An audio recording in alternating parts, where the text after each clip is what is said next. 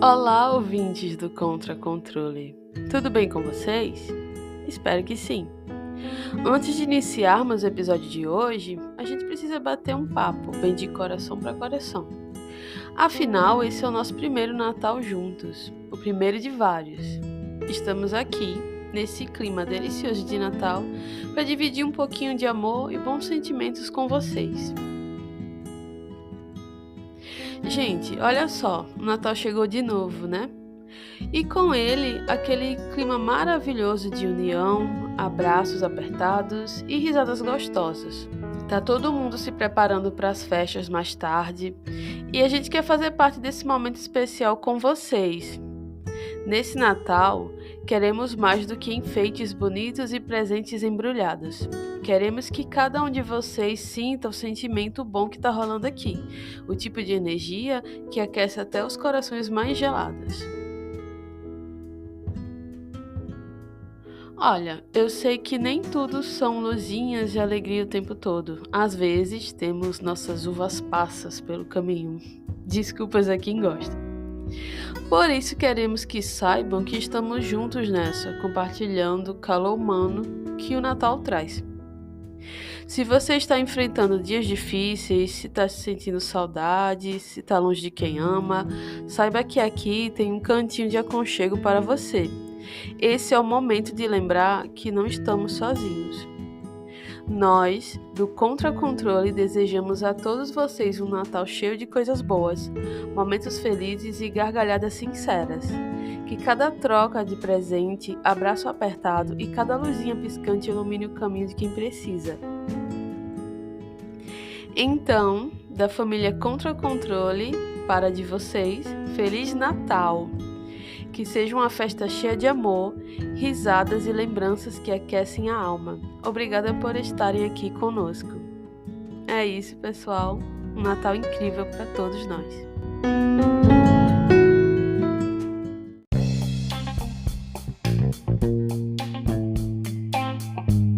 No episódio de hoje, a gente vai ter um bate-papo super legal com a Carla Araújo sobre férias e festas com as crianças autistas. A Carla é terapeuta ocupacional infantil, ela é CEO da Ciclos Desenvolvimento Infanto-Juvenil e a gente vai conhecer um pouco de como funciona o trabalho da terapia ocupacional voltado para crianças autistas, especificamente como a Carla desenvolve os trabalhos dela com a sua equipe na Ciclos Desenvolvimento Infanto-Juvenil. A gente vai entender um pouquinho como é que funciona essa dinâmica com outros profissionais de outras áreas. Também vamos falar um pouco sobre estratégias práticas para utilizar durante as férias, como aproveitar esse momento de maneira mais leve com as crianças e também como lidar com algumas questões das férias e das festas que são bem comuns, como por exemplo, quebra na rotina, mudanças no comportamento alimentar. A gente sabe que no período de festas, né, Natal e Ano Novo, tem toda uma modificação alimentar. A gente tem umas comidas que são típicas da época, típicas das festas. Então, como é que a gente lida com isso?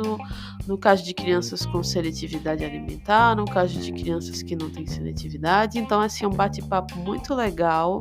Eu espero que vocês gostem. Eu gostei muito desse episódio, ele é bem rico. A gente consegue abranger essa variedade de temas conversando com a Carla. Então, eu tô muito feliz com o resultado desse episódio, porque é como se fosse um combo de episódios em um só. Então, eu espero que vocês gostem. Oi, Carla! Primeiramente, eu quero agradecer muito a sua participação.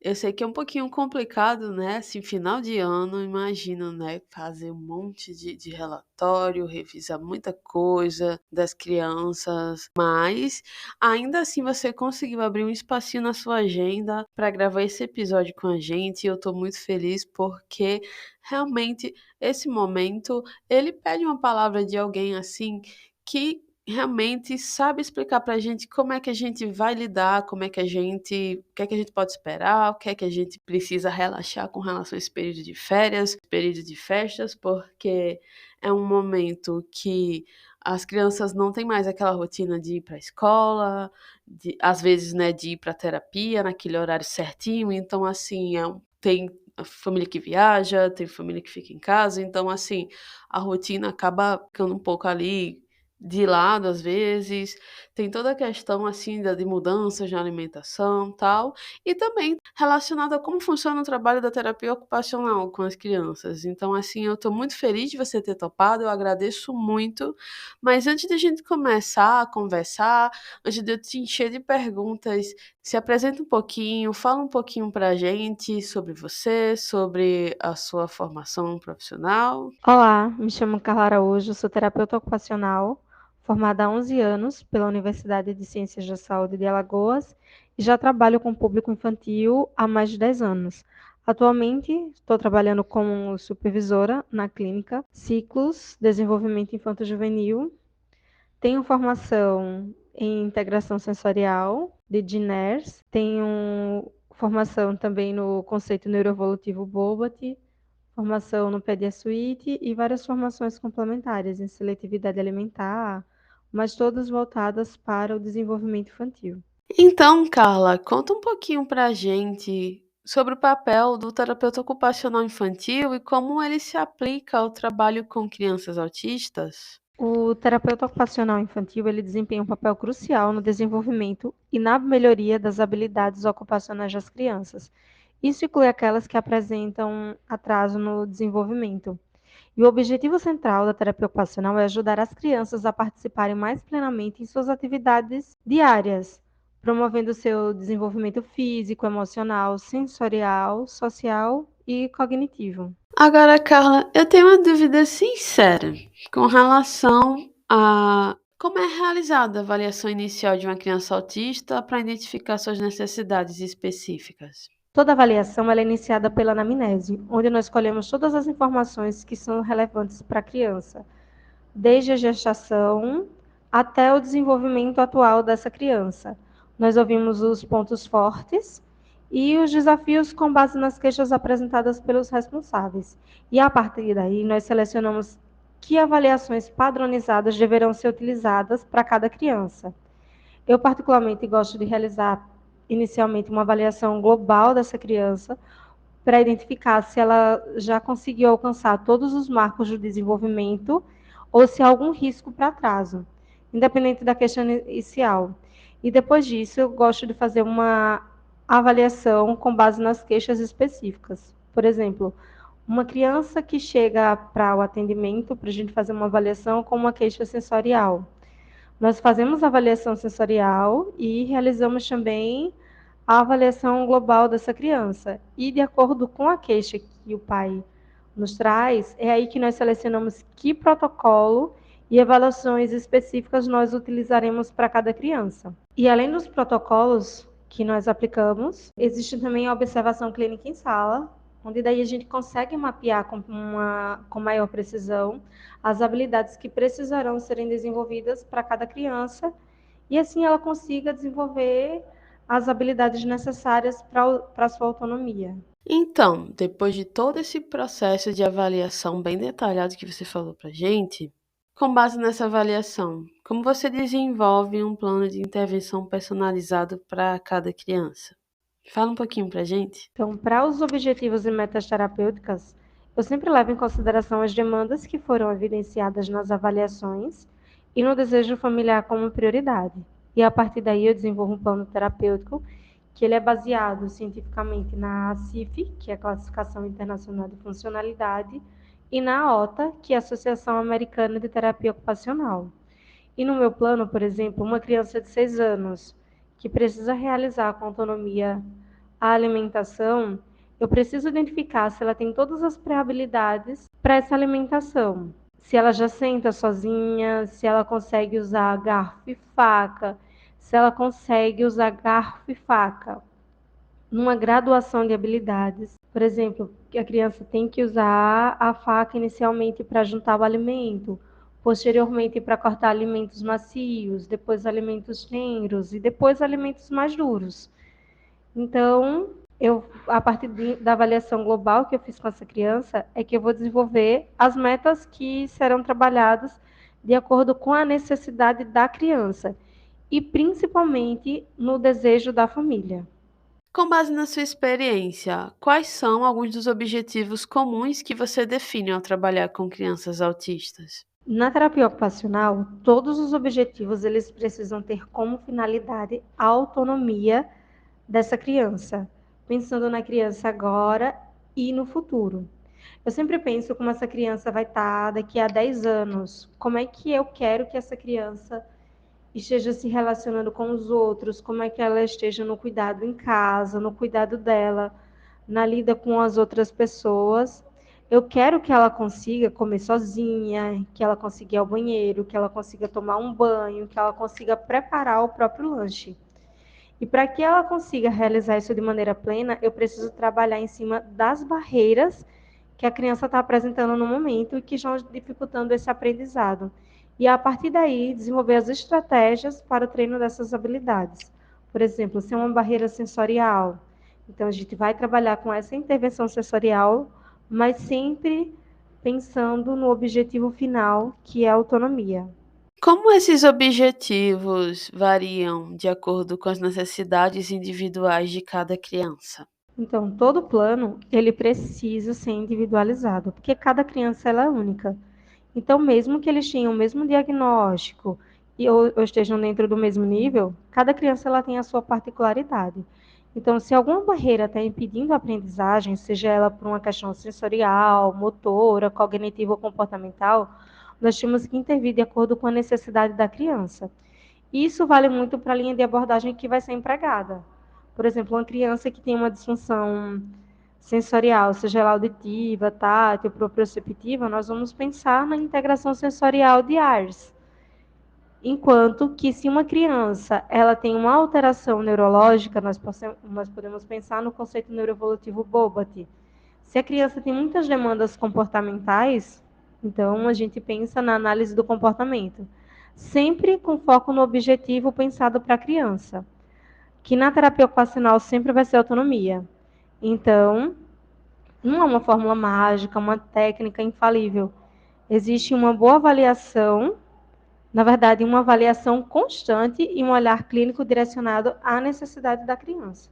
Então, Carla, com relação às abordagens terapêuticas, eu sei que você já falou algumas, mas assim, só para arrematar, a gente pode falar um pouquinho sobre as abordagens, algumas das abordagens que você utiliza no trabalho com as crianças autistas? Então, eu sou terapeuta ocupacional, eu tenho formação em integração sensorial, em análise do comportamento, tenho formação no PED Suite e no conceito neuroevolutivo Bobat, além de várias especializações em desenvolvimento.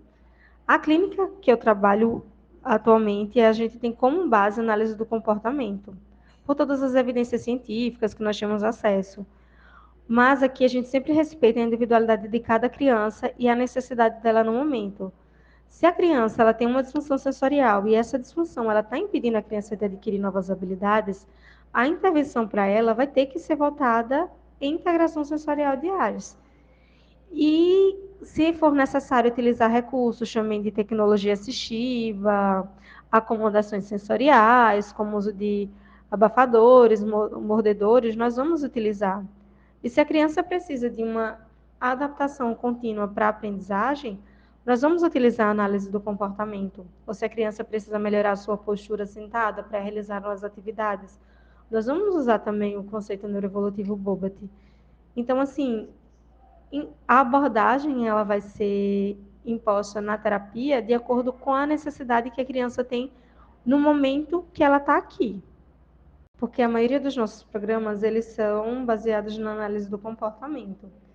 Mas se a criança, por alguma razão, por alguma variante, ela comece a apresentar uma alteração sensorial, uma maior sensibilidade auditiva ou um abuso oral, essa intervenção ela vai ser voltada para como a criança está nesse momento.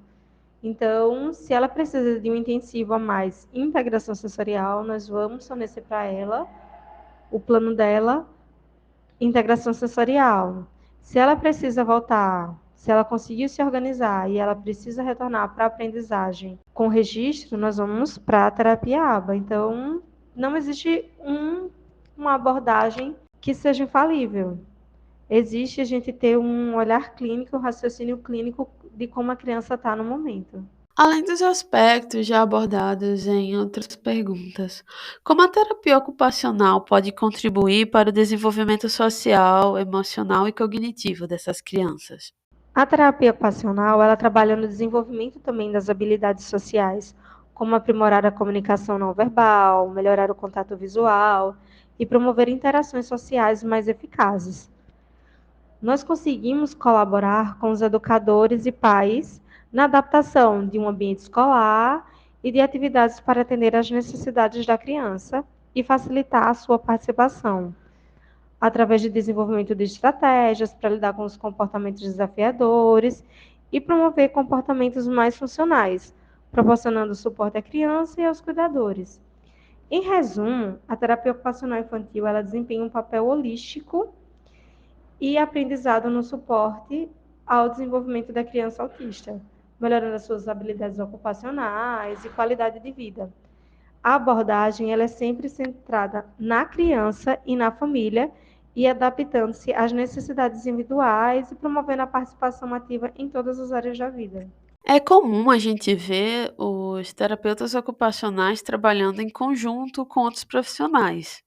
Como funciona essa colaboração entre terapeutas ocupacionais e outros profissionais no apoio a essas crianças, principalmente a crianças autistas? Vou falar da realidade que nós temos aqui na Ciclos, que desde a fundação da clínica, nós tivemos muito essa preocupação de como poderíamos trabalhar de forma multi, onde nós pudéssemos compartilhar os nossos objetivos terapêuticos com foco no desenvolvimento da criança. E aqui nós somos uma equipe multi e já estamos construindo uma linha de atendimento que ela possa trabalhar de forma interdisciplinar, onde a criança é o foco principal. Por exemplo, se a gente está fazendo um treino de desfraude para essa criança, toda a equipe, todas as pessoas que atendem essa criança, isso inclui os responsáveis e a escola, elas deverão estar cientes de como nós estamos conduzindo esse treino, passando todas as orientações e as adaptações que vão ser necessárias e sinalizar quando a criança já adquiriu alguma habilidade, por exemplo, de baixar e levantar a calça, por exemplo. Então, adquiriu essa habilidade, nós indicamos que em todos os ambientes que essa criança precisar usar o banheiro, seja orientado e seja conduzido para que ela possa fazer isso de forma autônoma. Isso também vale para todos os recursos e acomodações sensoriais que a gente passa para uma criança. Por exemplo, o uso de mordedores, dos abafadores, adaptadores de lápis para a escola. Então, cabe ao terapeuta ocupacional ele informar como e quando essa criança vai utilizar. E que ela possa utilizar em todos os ambientes que essa criança vai frequentar. Da mesma maneira, aqui na Ciclos, uma criança que faz uso de comunicação alternativa, que foi avaliado e foi prescrito pela Fono, todos os terapeutas que acompanham essa criança, eles precisam estar cientes de como se comunicar com a criança por meio dessa comunicação alternativa. Então, toda a equipe precisa estar integrada e alinhada com os objetivos, pensando no que a criança precisa desenvolver nesse momento. Ainda falando um pouquinho sobre a colaboração com outros profissionais. De que forma o trabalho interdisciplinar beneficia o progresso das crianças no espectro autista? Então, eu vou falar mais uma vez do exemplo que nós temos aqui na Ciclos. Vamos puxando sardinha para o meu lado, mas assim, eu gosto muito do trabalho que a gente desenvolve aqui na Ciclos. E nós sempre utilizamos o exemplo de como a gente está trabalhando de forma interdisciplinar, e nós, inclusive, conseguimos imprimir isso na nossa logo. Então, cada criança, ela é como se fosse um catavento. E um catavento ele só funciona quando todas as hastes elas trabalham em conjunto. Então, assim é o nosso trabalho, que ele precisa estar trabalhando de forma integrada, onde nós temos a criança como centro e todos os profissionais que trabalham com essa criança e todas as linhas de intervenção, elas precisam estar alinhadas para que a gente consiga desenvolver essa criança. E isso inclui não apenas os profissionais que estão dentro da clínica, mas os responsáveis, a escola e a comunidade dessa criança. E como eu havia falado na pergunta anterior, nós precisamos entender tudo o que está sendo trabalhado com essa criança em todas as áreas, para que, quando ela chega na terapia ocupacional, se ela faz uso da comunicação alternativa e essa é a comunicação dessa criança, eu preciso conseguir me comunicar por ela da forma que ela está sendo treinada. Então, da mesma maneira que quando eu monto um plano terapêutico para essa criança, para trabalhar a autonomia, todos os profissionais que vão estar em contato com essa criança, elas precisam estar cientes, porque essa criança vai precisar ir ao banheiro, essa criança vai precisar realizar uma alimentação em todos os ambientes, então todo mundo precisa estar ciente e a criança consiga generalizar a aprendizagem dessa habilidade e levar para todos os ambientes.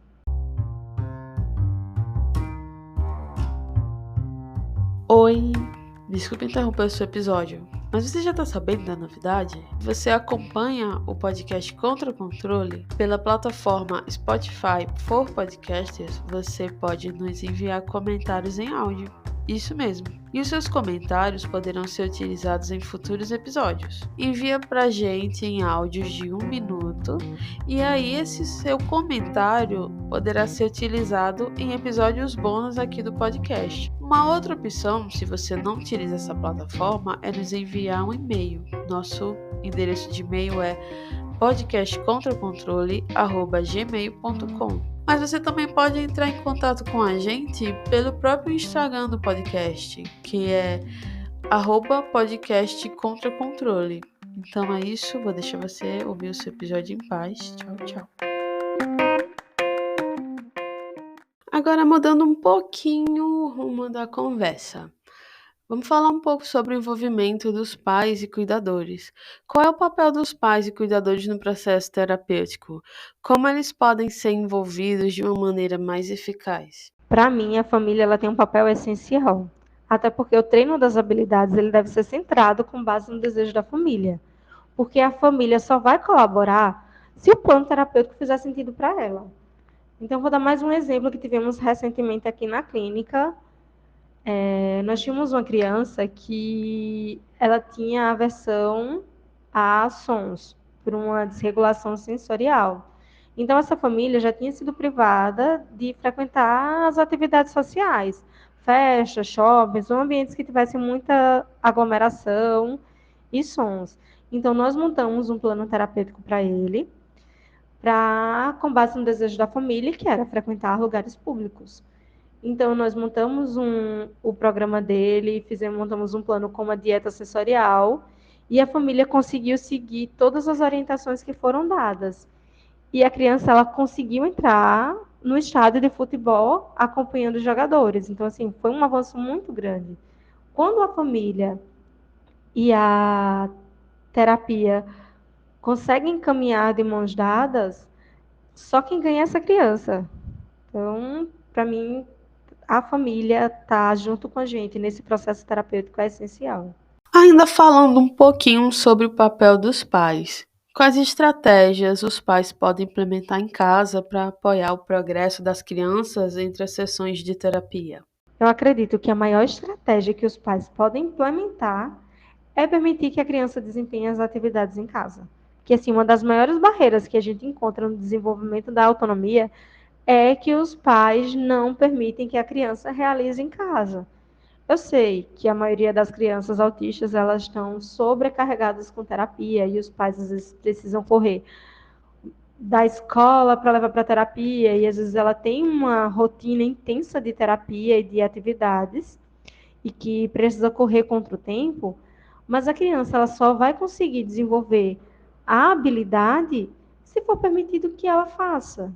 Então, uma dica também para ajudar em casa é tentar manter o máximo de organização da rotina, onde a gente possa deixar um tempo maior para que a criança consiga vestir-se sozinha, e pode estar auxiliando de maneira verbal, mostrando para a criança, utilizando estratégias visuais. Isso também vai depender de acordo com a orientação do terapeuta que atende a criança.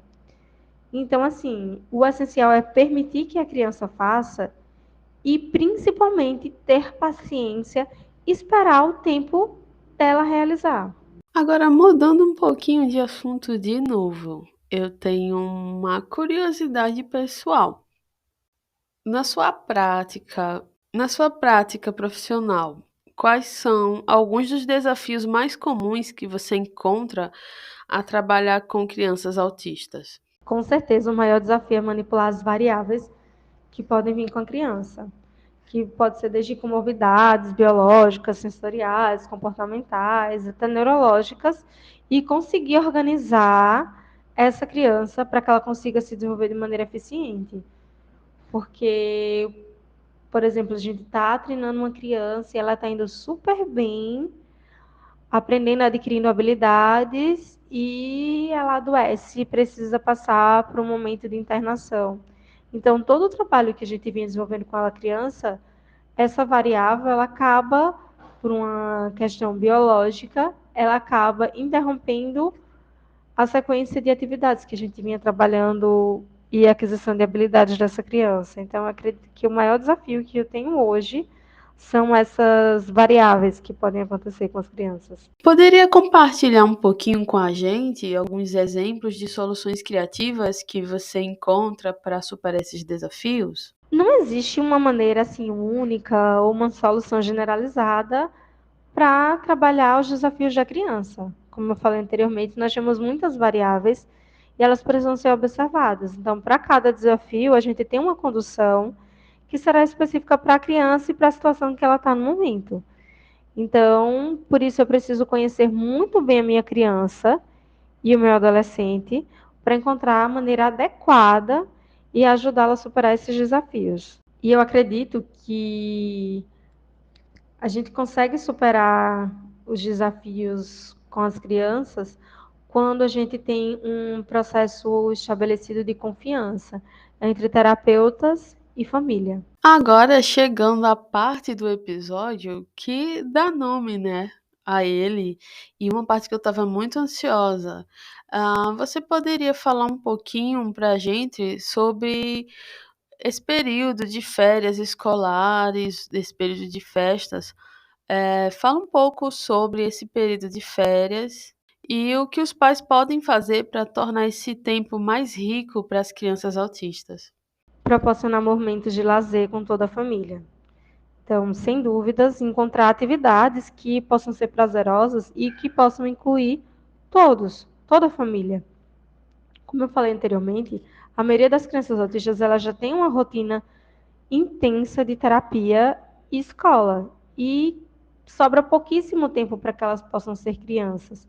Então, nessas férias, tenta encontrar uma atividade que seja legal para todo mundo. Vamos construir momentos de memórias afetivas, onde a família possa estar reunida, possa estar todo mundo junto.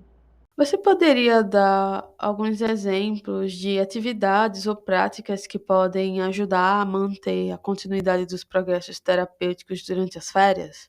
Então, as férias, elas são uma excelente oportunidade para colocar em prática o treino das atividades do dia a dia, as AVDs. Já que nas férias a criança ela tem um pouco mais de tempo e ela vai estar no ambiente domiciliar, que é o foco da autonomia da criança. Então, vamos deixar a criança, permitir que a criança realize as atividades em casa, permitir que ela coma sozinha, permitir que ela escolha a própria roupa, que ela vista-se sozinha, que ela tenha momentos também de tomar banho sozinha. O responsável ele pode estar auxiliando nesse processo com um auxílio verbal. Então, é esse momento nas férias que os pais podem estar treinando com mais intensidade as atividades de autonomia dessa criança. Mudando um pouquinho o tema, agora vamos focar um pouquinho mais nas festas de final de ano. E eu estou bem ansiosa para falar sobre isso, porque esse episódio está saindo agora dia 24, né, de dezembro. Mais tarde o pessoal vai estar preparando sua ceia, vai estar provando da ceia familiar, mas aí algumas questões que ficam. Quais estratégias podem ser utilizadas pelas famílias para que as festas de fim de ano possam ser mais proveitosas, possam ser aproveitadas de forma mais leve, mais tranquila? Divide algumas dicas pra gente. Então, a maioria das crianças, elas precisam de previsibilidade do que vai acontecer. Então, a gente pode fazer isso, seja por fotos, vídeos, contação de histórias, montando uma rotina e apresentando para a criança do que vai acontecer. E se você for para um ambiente que tenha muita gente, que tenha muito barulho, multidão, quando você chegar nesse ambiente, tenta observar algum lugar que seja mais tranquilo para essa criança, porque quando ela se sentir sobrecarregada, e você consegue identificar da sua criança quando ela já está começando a ficar sobrecarregada, e levar ela para esse espaço, para que ela consiga se acalmar, para que ela consiga se organizar. Uma coisa muito legal também são os usos das acomodações sensoriais. Pode ser um abafador, pode ter um mordedor, e que eles geralmente são previamente orientados pelo terapeuta que acompanha essa criança. Eu compreendo que muitos pais ficam ansiosos e compram um mordedor, sai na internet, vou comprar um mordedor, eu vou comprar o abafador, que é bonito. Mas cada mordedor ele tem uma especificidade e cada abafador tem um decibéis que é trabalhado. Então, toda acomodação sensorial ela precisa de orientação. Então, antes de comprar um recurso terapêutico, que eles não são baratos, e às vezes a criança não quer usar porque ela não sabe nem como utilizar e nem quando utilizar. Então, essas acomodações, esses recursos de acomodação sensorial, elas precisam ser orientadas pelo terapeuta que acompanha a criança. Nas festas de fim de ano, a alimentação é um ponto em destaque, com a família reunida à mesa, comidas típicas das festas, a ceia de Natal, Ano Novo. Como as famílias podem lidar com as questões alimentares das crianças autistas nessa época do ano? Então, as comidas típicas de Natal, elas são um desafio não apenas para as crianças com seletividade. Como aquela eterna guerra, se coloca ou não coloca, a uva passa no arroz. Então, o que é que nós podemos fazer, né, nesse momento da ceia? A gente só pode oferecer para a criança os alimentos que são confortáveis para ela.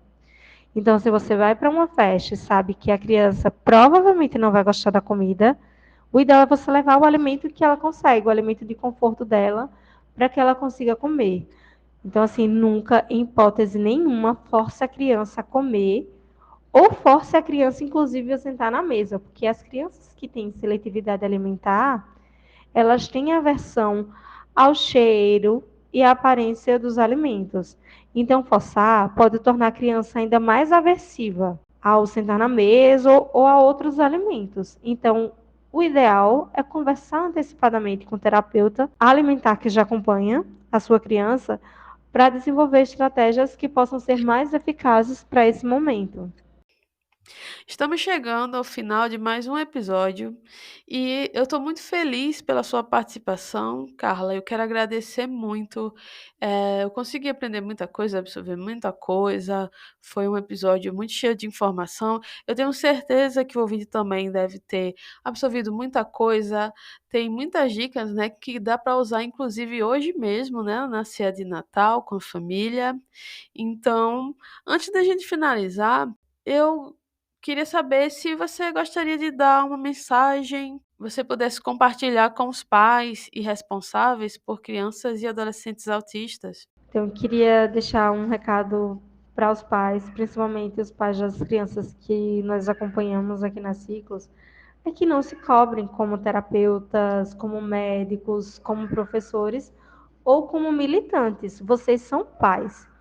E a criança de vocês, elas precisam de você como um porto seguro, onde elas vão saber que são amadas, que são acolhidas, que são respeitadas e principalmente que vocês acreditam nelas. Chegamos ao final do episódio. Novamente, eu quero te agradecer, Carla, pela sua participação e falar que eu adorei esse episódio, adorei todas as respostas, foi um episódio muito rico. E para finalizar, gostaria que você deixasse os meios de te contactar para que os ouvintes possam entrar em contato com você, conhecer um pouco mais do seu trabalho e te acompanhar um pouquinho mais de perto. Então, qualquer dúvida, qualquer informação que precise, podem me contactar pelo e-mail carlacarolineto@gmail.com ou pelo Instagram, Carla Terapeuta Ocupacional, e tem também o Instagram da Ciclos, que é Ciclos de Desenvolvimento.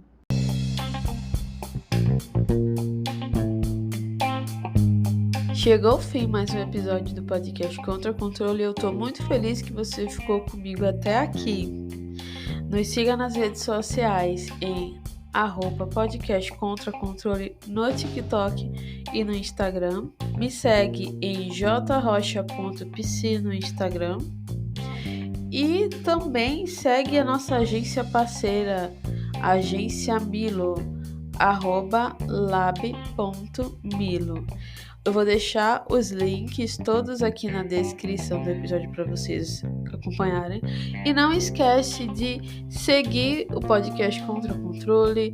Não esquece de comentar o que é que vocês acharam desse episódio.